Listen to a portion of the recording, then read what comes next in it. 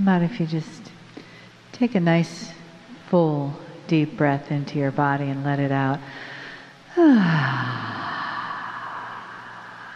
Good, and do that again. Inhale. Oh, one more.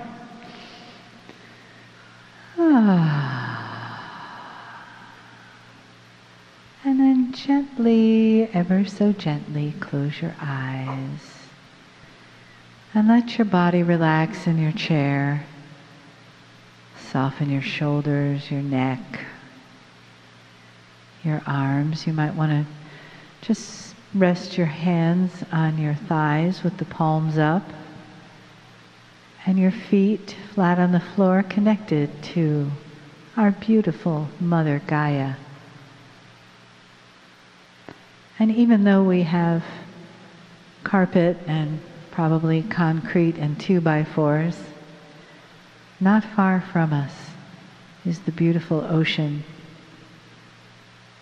and the waves and the life of the sea and the softness of the breezes that brings. And the way that wraps us together, brings together all of us into one beautiful family on this boat together,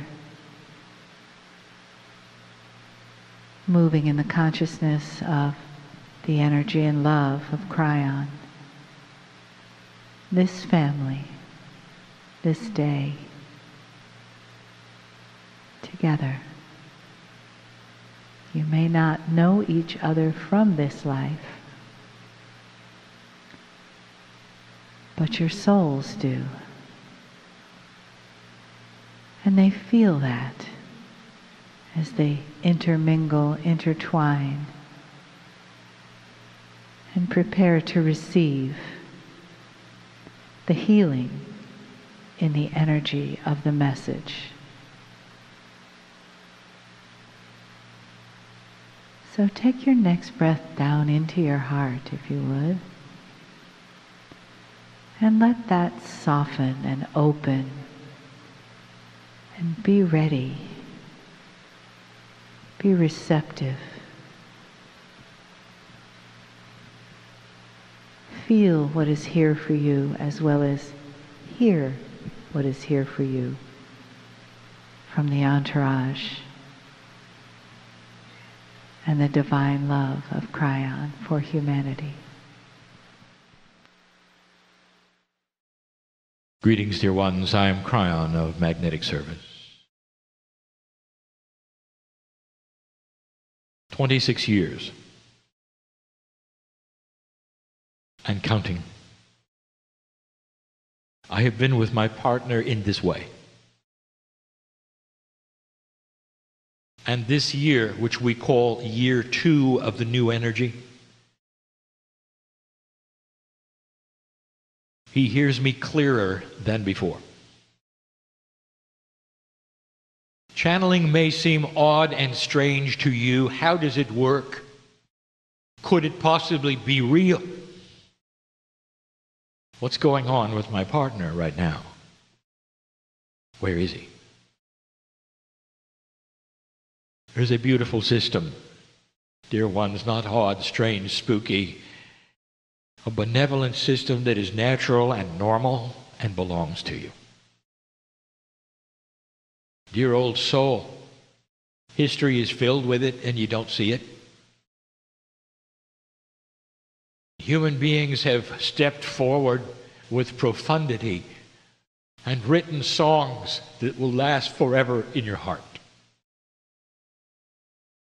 Channeled directly from their higher selves and a source of the pineal. Some of the finest art that you can watch. It's so good. It seems to move. It is so good. Profound it is in the same way. We've told you that some of the most heartwarming scriptures that you would read from anywhere on the planet that are meaningful to anyone were channeled. And anything that you would say came from God has come from men who have been under the influence, and women under the influence of spirit. You might even say an altered state. This is what it appears to you to be. You say, well, it's a human being in an altered state. It's still a human being. They're still using everything that's human, but they're somehow altered. This is the bias you have. The idea that the human literally could step away for even a moment and let that which is from the creative source inside and speak to you with their voice and their consciousness does not seem right. I say to you as you listen to this, is it real, or is the man in the chair making it up? These are the things he had to ask himself when it started, even with him. For he went to a place that frightened him. He thought he was going out of his mind, for he had never seen this before. How can you step away from your body? How can you allow these kinds of things? And he wasn't very good at it. We would come to him with beautiful, benevolent thoughts, and it would be gibberish to his mind. It took a long time for him to translate any multidimensional message that came through a place in his brain that he didn't even know he had. And the reason I say this is because you are discovering the same thing. You're about to use places in that which we will call your brain, which it really isn't. Places that will be new. The brain is a facilitator of energy. Not everything originates from it. The things that come from the pineal did not originate in the brain, but they are served by the brain, and out they will come, using the brain and synaptic thought and language. Didn't originate there. Brain, therefore, is the tool that allows it to be spoken, to be drawn, to be composed, to be carved. Channeling. The connection to spirit that in an old energy has gotten a whole lot of people in trouble. We know where we are. If you open your mouth and you give a prophecy and then it comes true, who are you? Are you a shaman or a witch? And what happens to a low consciousness of humanity with that in their midst? It has indeed changed. And the change continues, and we sit in this place and we tell you, dear old soul, that you are about to expand if you want to. I say it again, is this real or is the man pretending in the chair? Dear human being, it's up to you. You're either in your box and you're not going to let it out, you're not going to examine it, you're not going to give yourself permission because everything you've been taught says he isn't doing it. But if you would open the door, as we have said so many times before, and give it a chance to be real to you, you might find different. Let me ask you the big question yet again. Over and over, I ask this one. In all love and benevolence, is your reality limited to what you have been told and what you have seen? If it is, this is not going to make sense to you. For here is a man in a chair doing something natural and available to every human on the planet. Oh, maybe not to sit in other people, with other people, for other people, but for yourself. There is so much coming. You have come out of an old energy, dear ones. We'll call it old world energy. You have been in it most of your lives, your parents, all of your ancestors, and it has been static, unchanged. We have told you before that if you look at human history, you will see a repeat over and over of the same energy. It never grew. It never got better. When one conqueror was finished, another one took over. One country was king of the earth for a while, and then another, and then another, and then a revisit of one, and then another, and another. And the system was so static that you even called it human nature. And this then becomes the model of your reality and what everyone expects. And so the old energy prophecies are still with some who expect the worst. Even though you have graduated and passed a marker significant in history to all the indigenous, known as the precession of the equinoxes and tracked for centuries, thousands of years, written and etched on the walls of pyramids in South America, Middle America, Central and North, is the prophecy that you are in now. Yet there are still old energies that say you are doomed, it's going to crash, it's going to end. And I'm telling you, it isn't. I came in 1989, 2 years after the harmonic convergence. Harmonic convergence was an energy of passage, an acknowledgement of a turnaround of a new prophecy. When I came in, I told you there'd be no Armageddon. There would be no prophecy come true of the ancient scriptures that you had. I told you that Nostradamus represented an older prophecy that would never happen. 2000, the year 2000, when all was supposed to happen of doom came and went without incident. Against all odds, the Soviet Union fell over by itself, as we said, disarming the idea of the World War III that had been predicted. And still, there are those who will predict doom.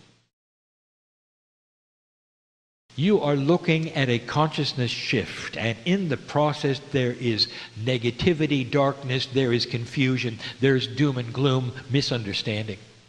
We have explained it so many times, we even called it, before 2012, we told you to watch for the darkness coming up. It would pull out the stops and give you horror. Have you seen any? We told you it was the last gasp. They didn't have anything left but fear. The conquerors had come and gone, if you've noticed. There's been 50 years where humanity has put together things instead of tearing them apart. The conquerors are now the minority, not the majority. Is it possible that human nature itself is beginning to adjust itself to a new paradigm? I will tell you this, if you don't feel it, ask the kids. Those of you who have grandchildren know they are not like your children. You know it. And you can look up in their eyes and see there is a grander and greater wisdom. Something is different. They figured it out. Many children are objecting to the old energy and checking out because of it. This is a change of consciousness we told you was coming. Imagine the confusion of leaders who only had one prophecy all their lives of doom and gloom. Are they going to drop it, or are they going to readjust now that the new energy is here? What have they got to lose? Perhaps their reputation. You're going to hear the soothsayers for years. And at the same time, you're going to watch an earth change like you never thought it would. There are those who said, impossible. Look what is here. Look at the alliances of the countries. Look what they represent. Look what's going on. Kryon, this is never going to get better. Well, I want to revisit this. I want you to go back 50 years with me. And talk then to some of those who said, it's impossible. With a Cold War raging, it's impossible. We are going to come to an end. You've got 50,000 nuclear weapons pointed at one another. It's impossible to get out of it no matter what you say, Kryon. Then you had the wild card, something that nobody predicted. No one on the planet, no prediction, said the Soviet Union would fall over. None. It's a wild card. Against every single odd, it happened. Dear ones, are you too set in your old ways to expect a wild card? All it takes is for one change of one consciousness of one leader to turn everything around. Consciousness is starting to shift. Peace is starting to be seen as power. Leaders want power. The wild card could be set up already. Someone you never thought. Someone being a political system, a leadership. And you thought they were a certain way, and suddenly they see the propensity of the possibility of peace being their power seat forever. Can you imagine what would happen if they rearranged what would really give them visibility? And suddenly there was a flip. Against all odds, you would say. A wild card, you would say. You already had one, and you still don't believe in them. Perhaps instead of mass doom and gloom, confusion, you're going to have mass shock and surprise with another wild card. These things are all possible in your future. We talked to you many years ago about these times. Old soul, we told you to get ready. We told you it was coming. And now it's here.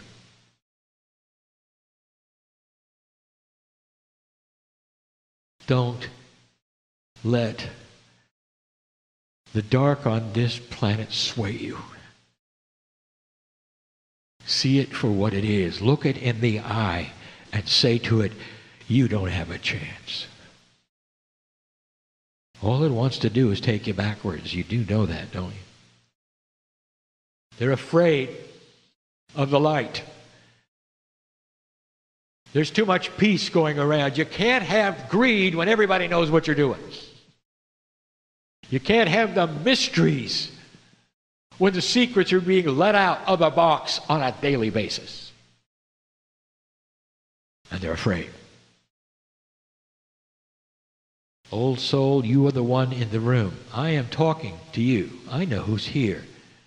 My partner calls you drag along, doesn't know your wisdom.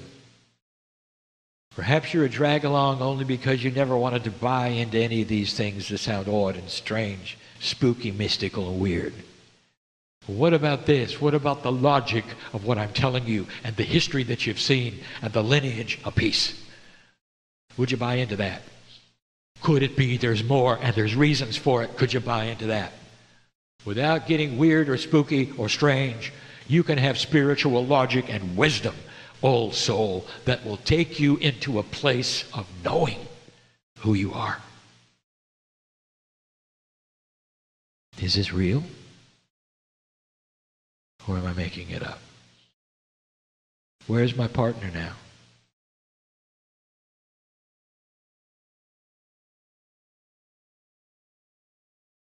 What if I told you that where he is, he's gotten used to? He's liking it more and more. He's in a place where he is what I would call tethered. If you want to know more, he has written it. But even in his best way, he could never write it like it is. He is away from me. He's away from you. He is in a place that some of you have been many times. He's looking at light that he cannot go to because he's tethered. But he feels the wind of birth there. He feels everything there. There is no time there. He's gotten used to it. While he channels, he does not age. There's a multidimensionality within him that can be seen by those who are sensitive and can see colors. Is this real or not? What is your sense of it all right now? I close with this. It's not a mystery why you're here, or why I call you old soul. There is no confusion about the benevolence of the love of God in your life. Everything you have been through is known by the Creator. This is the setup. There is a piece of divinity in you. You might even say that at a corporeal level, all through your DNA, there is angelic quality. It is the design of the human being's soul, given to you by the Pleiadian, who had theirs designed by the ones before them, and theirs the ones before them. There is a system of creation, of consciousness in this galaxy. We'll talk more of it tonight. And you are part of this and always have been. You may think you are confused and you don't know what's next. Maybe you even are floundering, and it's only because you're starting to grow up. Do you remember puberty? So confusing. To get mature. To have thoughts you haven't had before. To have the hand of the Creator come and go quickly. You don't know whether to take it. You don't know what it is. You find maybe even frightened of it. That's the transition going on right now. But all through this benevolence is solid. We see what is happening on this planet far better than you do, for we see the whole thing. What's going on in the back rooms, the planning, the reactions. It may not get better fast as you want it to, but it will. Do not despair. Look it in the eye and know that time will take care of it all. Old soul, with free choice that you have, free choice to change human nature forever. I'll be back. And so it is.